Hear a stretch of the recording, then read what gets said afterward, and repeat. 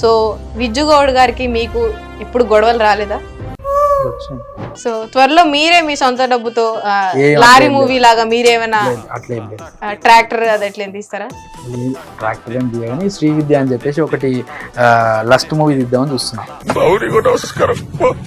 ఒక మొగోడు బట్టలు ఇస్తే కూడా చూడడం మళ్ళీ అదే ఆడది ఇట్లా అంటే అయిపోయా. ఇప్పుడు చూడు ఇదే ఇంటర్వ్యూ ఫుల్ హిట్ అవ్వాలంటే జస్ట్ మీరు ఇట్లా అన్నది కెమెరా చూపి. ఇప్పుడు మీరు చేసే ఇంటర్వ్యూస్ కి మీ మెయిన్ మోటో ఏంది? సో నా మోటో ఏంటంటే మోటో ఫోన్ కాదు, నాది గూగుల్ పిక్సెల్ ఫోన్. మీరు ఉప్పల్ బాల్కంటే చాలా బాగున్నారు, స్టిల్ ఇవ్వాలి మళ్ళీ రేపు మేకప్ చేసిన తర్వాత ఎట్లుంటారో నాకు తెలియదు. నేను మేకప్ వేసుకోలేదు, వేసుకొని కూడా ఓన్లీ లిప్ బామ్ పెట్టుకున్నా. లిప్ బామ్ జాగ్రత్త పేలిపోగల. సో మీ జర్నీ ఎట్లా అనిపిస్తుంది జబర్దస్త్ లో? మీకు ఎవరైనా కమిట్మెంట్స్ ఇట్లాంటివి ఏమైనా అడిగారు? నన్ను చూసి కూడా నన్ను అడుగుతాడు ఎవడైనా. ఎందుకు అడగరు? ఇప్పుడు ఈ మధ్య రోడ్ల మీద పోయి ముసలోళ్ళని ముత్తుకోలని అడుక్కుంటూ తినేటోళ్ళు వాళ్ళనే కమిట్మెంట్ లేకుండా డైరెక్ట్ పోయి రేపులు చేస్తారు. Hi hello welcome to our channel. ఈ రోజు మనతో పాటు ఒక ట్రోలర్, రోస్టర్, అసలు ఆయనకి ఎందుకు అంత నోటి వాకు ఎందుకో తెలీదు. సో ప్రతి ఒక్కరిని ట్రోల్ చేస్తారు, అంటే తనకు వచ్చింది తనకేం తోస్తా చేశారు. మెయిన్ గా అమ్మాయిల్ని ఆంటీల్ని దృష్టి పెట్టుకొని ఎక్స్పోజింగ్ వీడియోస్ ని ఇంకా ట్రోల్ చేస్తుంటారు. సో ఆయన గురించి మాట్లాడి తెలుసుకుందాం. హాయ్ అండి. నమస్తే. చందు, తిన్నారా? విందు తినలే ఇంకా. నువ్వు పొద్దుగాల పిలిచినావు, ఇప్పుడు దాకా లేట్ చేసి పడేసినావు. ఎట్లా చెప్పు. ముందుగా మీరు యాంకరా? లేదండి, ఇక్కడ బాత్రూమ్ కడగడానికి వచ్చాను. అంటే యాంకరా కాదని అడుగుతున్నా. డౌటా? Most wanted anchor 2 years child artist, child ఆర్టిస్టా? Child anchor. ఓకే సరే చెప్పండి ఇంకా. సో మీరు ఉప్పల్ బాలు గారిని ఎందుకు అంత వాడుకుంటారు ట్రోల్స్ కి? అంటే ఎందుకు వాడుకుంటా అంటే ఉప్పల్ బాలు, నీవు ఇంకా ఒక బ్యాచ్ ఉంది అనమాట, స్క్రాప్ బ్యాచ్ అనమాట. మేము స్క్రాప్ అంటాం అనమాట వాళ్ళని. ఎప్పుడు జర పనికి మాలిన వీడియోలు చేస్తుంటారు కాబట్టి అలా వీడియోలను అట్లా వాడుకుంటా ఉంటాం. సో నన్ను కూడా అందులో కలిపారు. సో ఈ ఇంటర్వ్యూ కూడా పనికి మాలిన ఇంటర్వ్యూ అంటారా? ఖచ్చితంగా. సో మీలాంటి కాదు, ఒక యాంకర్ ఇంటర్వ్యూ తీసుకుంటా. ఇప్పుడు నేను ఒక యాంకర్నే, నేను చేసే ప్రతి ఒక్క వీడియో ఏదైతుందో అది నేను మెసేజ్ ఎవరికి ఇవ్వట్లేదు. బట్ స్టిల్ నేను చేస్తున్న ఏదైతే ఇంటర్వ్యూస్ ఉన్నాయో ఒక స్క్రాప్ బ్యాచ్ ఇట్లా చేయొద్దు అని చేస్తున్నాం. మీ మోటో ఏంది? మీ ఇంటెన్షన్ ఏంది అసలు? మీరు ఇప్పుడు మీరు చేసే ఇంటర్వ్యూస్ కి మీ మెయిన్ మోటో ఏంది? సో నా మోటో ఏంటంటే మోటో ఫోన్ కాదు, నాది Google pixel phone. So first నాకు మోటో అంటే ఇష్టం ఉండదు, ఎందుకంటే అది ఎక్కువ రోజులు రాదు కాబట్టి. ఇంకో విషయం ఏంటంటే నా ఇంటర్వ్యూస్ వల్ల కొత్తగా అంటే ఇన్స్టాలో ఫేమస్ అవుతున్న వాళ్ళ గురించి 10 మంది తెలుసుకోవాలి. అసలు వాళ్ళు ఏంటి, వాళ్ళ గోల్ ఏంటి, వాళ్ళ గోల్ ఏంటి, వాళ్ళ గోల్ ఏంటి, వాళ్ళ గోల్ ఏంటి, వాళ్ళ గోల్ ఏంటి, వాళ్ళ గోల్ ఏంటి, వాళ్ళ బాధ ఏంటి. సో 10 మందికి తెలియాలి. ఒకవేళ వాళ్ళ ఏమైనా టాలెంట్ ఉంటే నా ఇంటర్వ్యూ చూసిన వాళ్ళ ఏదైనా యూజ్ ఉంటుందని. సో నేను అందరికి అంటే మీ ఛానల్ కి ఇప్పుడు వ్యూవర్షిప్ వస్తుంది లేదా వీడియో హైప్ కి వెళ్తుంది అని కాదు, జస్ట్ వాళ్ళ బెనిఫిట్ ఆఫ్ థింగ్స్ కోసం మీరు చేస్తున్న ఇంటర్వ్యూ అంతేనా? ఇప్పుడు అంతే. ఇప్పుడు ఒక మనిషి కష్టపడి రీల్స్ చేసి వైరల్ అవుతున్నాడంటే మన తరపు నుంచి సాయం కూడా చేయాలి కదా. అవును, చేయాలి. సో అందుకే నేను నా తరపు నుంచి సో మంచిగా వీళ్ళకి ఇంకొంచెం చేయూతను అందిస్తే, ఒక ఇంటర్వ్యూ చేస్తే ఇంకొంచెం జబర్దస్త్ వెళ్ళొచ్చు, వెళ్ళొచ్చు, గొప్ప గొప్ప స్థానాలకు వెళ్ళొచ్చు. ఎక్కడికో తీసుకెళ్దాం అనుకుంటారు మీరు? ఎక్కడికో తీసుకెళ్దాం అనుకుంటున్నాను. సో అది. సో ఎందుకు మీరు ఉప్పల్ బాలు గారిని, ఆవేశం స్టార్ గారిని రెచ్చగొట్టి మరి ఎందుకు క్వశ్చన్స్ అడుగుతూ ఉంటారు ఇంటర్వ్యూస్ లో? Part of entertainment. Part of entertainment కదా. వాళ్ళు మీరు ఎట్లయితే లేపుదాం అనుకుంటారో మేము కూడా అట్లా లేపి వాళ్ళకు కూడా చేయూతనిచ్చి ఏడుకో తీసుకోవద్దాం అనుకుంటున్నాం. మీకు తెలుస్తుందంటే మీరు చేసే ఆ ఇంటర్వ్యూ వల్ల వాళ్ళకి ఇంకా హైప్ పెరుగుతుంది. అవును. సో దానికి కారణం ఏంటంటే మీరు ముందే ప్రిపేర్ అవుతారా? వాళ్ళకి ఇట్లా పేరు తెద్దాం, ఇట్లా చేద్దాం. నేను గాని చందు అనే వ్యక్తి, విజ్జు గౌడ్ అనే వ్యక్తి ఎక్కడ కూడా ఎప్పుడు కూడా ఎక్కడ స్క్రిప్టెడ్ ఇంటర్వ్యూస్ చేయము. అండ్ మేము ముందుగానే వాళ్ళకి ఏం కూడా చెప్పాము. ఇవాళ నువ్వు ఎట్లయితే నువ్వు రమ్మన్నావు, ఇక్కడ కూర్చోబెట్టినావు, నువ్వు క్వశ్చన్స్ అడుగుతున్నావు, ఇట్ ద సేమ్ వేళ మేము మాకు స్క్రిప్ట్ అనేది ఉండదు. అవతల వాళ్ళని ఏం అడగాలనో ఇన్స్టెంట్ గా కెమెరా ముందే అడుగుతాం. అది అంటే మీరు ఇన్స్టెంట్ కాఫీ తాగుతారు, ఇన్స్టెంట్ టీ తాగుతారు అంటే ఏంటి? బానే. సో ఆయన మనసులో అనుకున్నారు. సో మీ డైలాగ్ ఉంది బానే ఎక్స్ట్రాలు. ఒక 5 నిమిషాలు నేను ఇంటర్వ్యూ చేస్తా, నువ్వు ఒకసారి యాంకర్ అంటే ఏం చూడు ఒకసారి. అందరికి నమస్తే, welcome back to our channel. నేను మీ చందు. సో ఇవాళ మన ముందు ఒక స్పెషల్ గెస్ట్ అన్నమాట. సో తన సమాన్లన్నీ కనబడుతున్నాయని చెప్పేసి మెత్త కప్పుకొని మరి మన ముందు కూర్చుందో. తను ఎవరో కాదు, శ్రీలీల కదా మీ పేరు? శ్రీవిద్య గారు. సో ఎన్నో షోస్ చేసారు తను. ఈ మధ్య జబర్దస్త్ లో కూడా 2 years నుంచి కష్టపడుతున్నారంట. కానీ పాపం ఓన్లీ 1000 రూపాయలు మాత్రమే రెమ్యునరేషన్ ఇస్తున్నారంట ప్రతి ఒక్క ఎపిసోడ్ కి, ప్రతి ఒక్క స్కిట్ కి. సో ఎందుకు మొత్తం కూడా తన్నే అడిగి తెలుసుకుందాం. నమస్తే మేడం. నమస్తే అండి. సో ముందుగా నేను తెలుసుకున్న విషయం ఏంటంటే, మీరు ఎంత కష్టపడి ముందు యాక్టింగ్ చేసినా కూడా మీకు 1000 రూపాయలు మాత్రమే ఇస్తున్నారంట. ఎందుకు? సో అక్కడ దాకా వెళ్ళడమే గొప్ప. సో ఛాన్స్ వస్తే చాలు, పేమెంట్ అనేది అనవసరమైన విషయం. అంటే ఛాన్స్ వస్తే దేనికన్నా కూడా మీరు ఓకే అంటారు. అంటే 1000 రూపాయలు తీసుకోవడం కాకుండా, అంటే తక్కువ అమౌంట్ కదా, మీరు జబర్దస్త్ అనే పెద్ద ప్లాట్ఫామ్ లో చేస్తున్నప్పుడు ఎవరు మీకు పేమెంట్ ఇచ్చేది? సో మాకు పేమెంట్ ఇచ్చేది మా టీమ్ లీడర్స్. ఎవరెవరు ఆ టీమ్ లీడర్ ఎవరు? ఎందుకయ్యా జబర్దస్త్ అంటే ప్రజలకు తెలియాలి కదా. ఇప్పుడు మీలాంటి చిన్న చిన్న ఆర్టిస్టులు, బ్యాక్గ్రౌండ్ ఆర్టిస్టులు పాపం ఎక్కడి నుంచో కష్టపడి షోలోకి వచ్చి ఇంత అరే ఏదో ఒకటి ప్రూవ్ చేసుకుందామని వస్తుంటే మీకు 1000 రూపాయలు 500 ఇచ్చి పాపం మిమ్మల్ని చీప్ చేస్తారు. ఆ టీమ్ లీడర్ల పేరు ఏంటో చెప్పండి. సో వాళ్ళు కొత్తగా టీమ్ లీడర్స్ అవడం వల్ల వాళ్ళకి పేమెంట్స్ చాలా తక్కువ. ఎంత? వాళ్ళకి 5000 ఉంటే మీకు 1000 రూపాయలు ఇస్తారు. అంటే వాళ్ళకి 5000 మాత్రమే రెమ్యునరేషన్ వాళ్ళది, మీకు 1000 రూపాయలు ఇస్తున్నారు. అవును. సో మీ జర్నీ ఎట్లా అనిపిస్తుంది జబర్దస్త్ లో? మీకు ఎవరన్నా కమిట్మెంట్స్ ఇట్లాంటివి ఏమైనా అడిగారు? నన్ను చూసి కూడా నన్ను అడుగుతాడు ఎవడైనా. ఎందుకు అడగరు? ఇప్పుడు ఈ మధ్య రోడ్ల మీద పోయి ముసలోళ్ళని ముత్తుకోలని అడుక్కుంటూ తినేటోళ్ళు వాళ్ళనే కమిట్మెంట్ లేకుండా డైరెక్ట్ పోయి రేపులు చేస్తారు. మీరు అమ్మాయిలాగానే ఉన్నారు కదా. సో జర్రానే ఉన్నా, కొంచెమే ఉన్నానా? జర్రనే ఉన్నావు మరి, అంతేం లేవు. పోల్చుకుంటే ఉప్పలు పాలకంటే జర్ర బెటర్. అంటే మీరు కూడా కొంచెం ఆవేశం స్టార్ కన్నా కొంచెం. అరే నేను అడిగినా, ఇప్పుడు నేను ఎట్లున్నా నేను అడిగితే నువ్వు నాకు చెప్పాలి. నేనే చెప్తున్నా ఇగో నేను అంత మంచిగా ఉండా అని చెప్పేసి నేనే చెప్తున్నా. కానీ నేను అడగలే కదా. స్టిల్ మీరు ఉప్పల్ బాల్ కంటే చాలా బాగున్నారు. స్టిల్ ఇవ్వాలి. మళ్ళీ రేపు మేకప్ చేసిన తర్వాత ఎట్లుంటారో నాకు తెలియదు. నేను మేకప్ వేసుకోలేదు, వేసుకొని కూడా ఓన్లీ లిప్ బామ్ పెట్టుకున్నా. లిప్ బామ్ జాగ్రత్త, పేలిపోగల బామ్.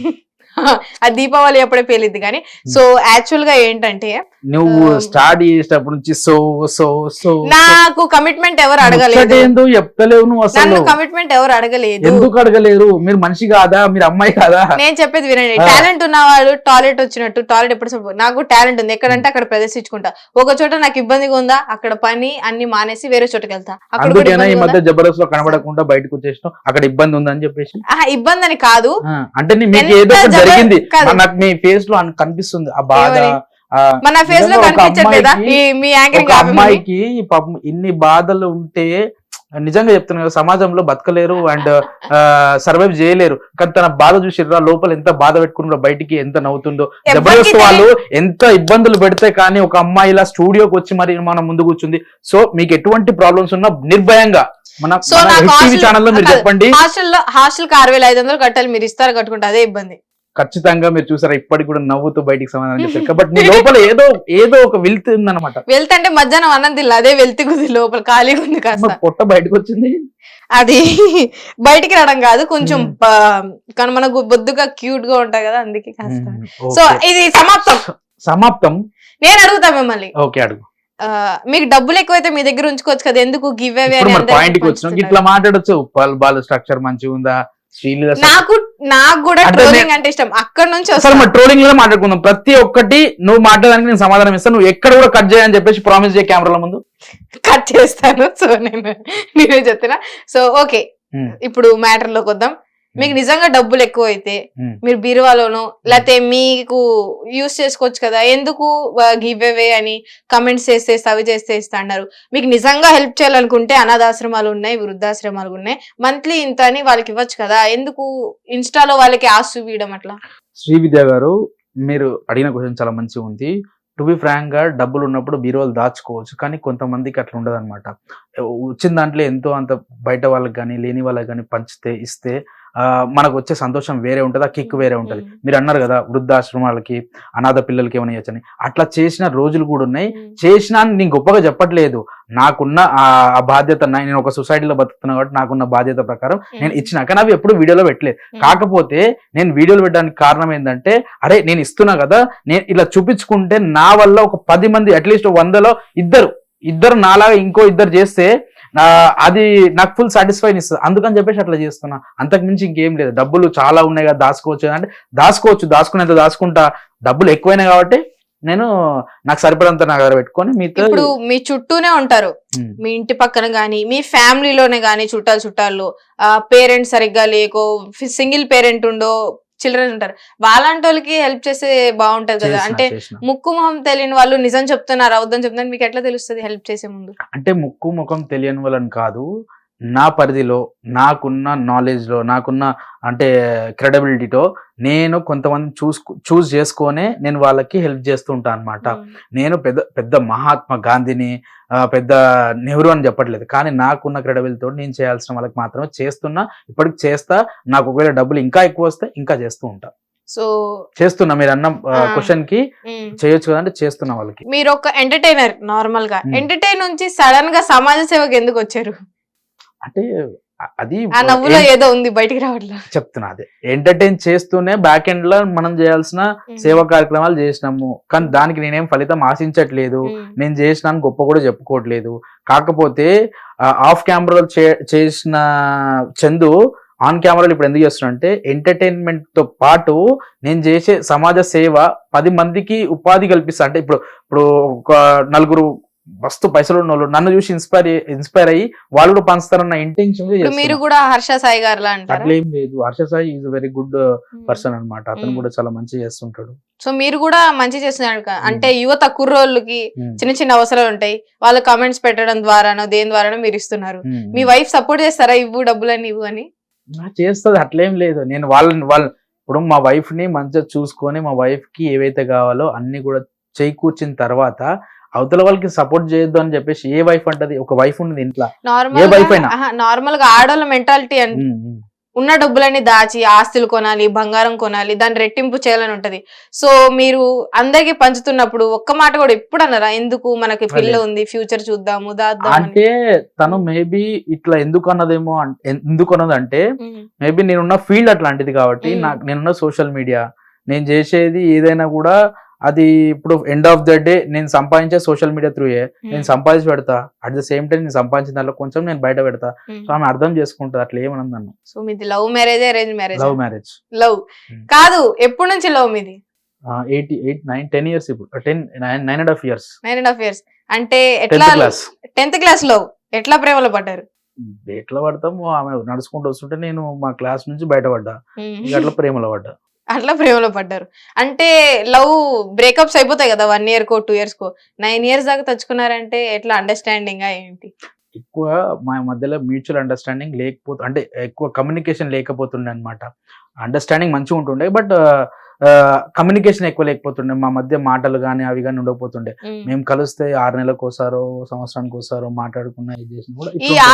సో అట్లా మాకు ప్రేమ అనేది ఎక్కువై సో 10th నుంచి స్టార్ట్ అయిన ప్రేమ డిగ్రీలో ప్రపోజల్ స్టేటస్ దాకా వచ్చింది అనమాట. 10th to డిగ్రీ తర్వాత మేమిద్దరం ఎక్కువ క్లోజ్నెస్ గా ఉండి డిగ్రీ MBA 1 అయిపోయిన తర్వాత రీసెంట్లీ 1 year బ్యాక్ వాళ్ళ ఇంట్లో నేను ఒప్పించి చేసుకున్నా.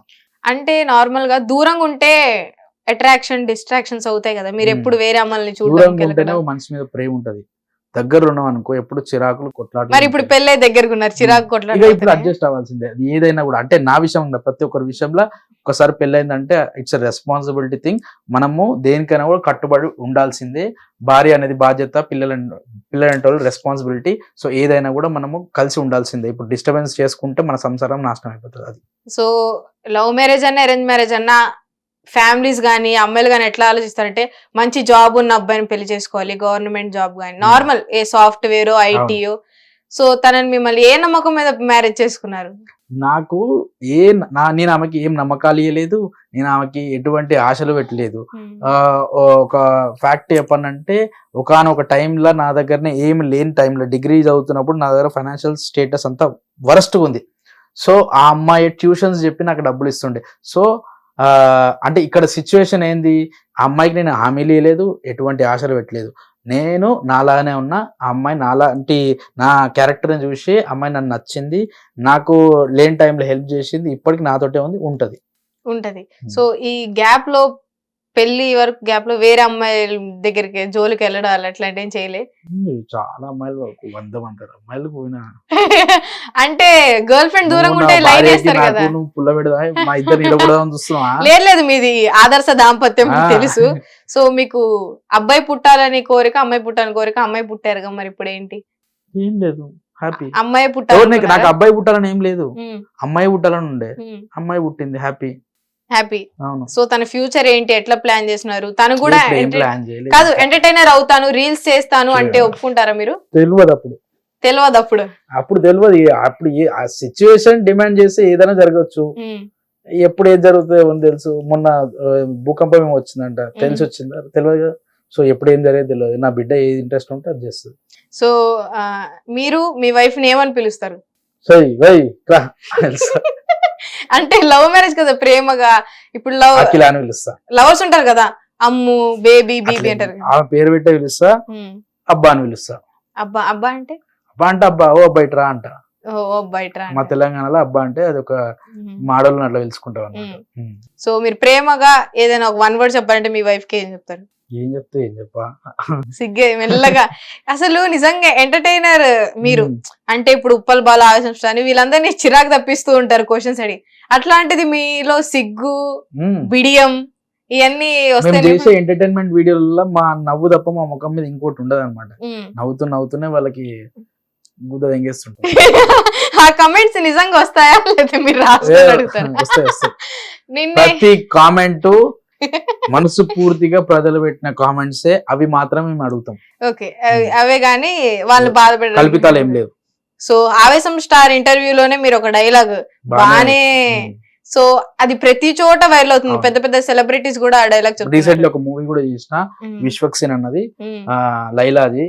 లైలా మూవీలో ఇదే డైలాగ్ తోటి మంచి రోల్, అది చిన్న రోల్ బట్ మంచి రోల్, మంచిగా థియేటర్లో అందరూ ఫుల్ ఎంజాయ్ చేస్తారు. ఒక్క అప్పుడు ఎగురుతారు. సో అనుకున్నారా ఆ పదం అంత ఫేమస్ అవుద్దని? మీరు ఫ్లోలో అనేసారు అంతే. అది ఇంకా అందుకేనా బయోలో CEO ఆఫ్ అంటే కాపీరైట్స్ ఏమైనా ఉన్నాయి డైలాగ్ మీద? లేవు. లేదా? ఎటువంటి కాపీరైట్స్ లేవు. మేము మాట్లాడొచ్చుగా? మాట్లాడొచ్చు. సో విజ్జు గౌడ్ గారికి మీకు ఎప్పుడు గొడవలు రాలేదా? వచ్చినట్టు కలిసి వీడియోస్ చేసేటప్పుడు స్టార్టింగ్ లో మేము మంచి ఫ్రెండ్స్, మధ్యలో చిన్న డిస్టర్బెన్స్ లేని.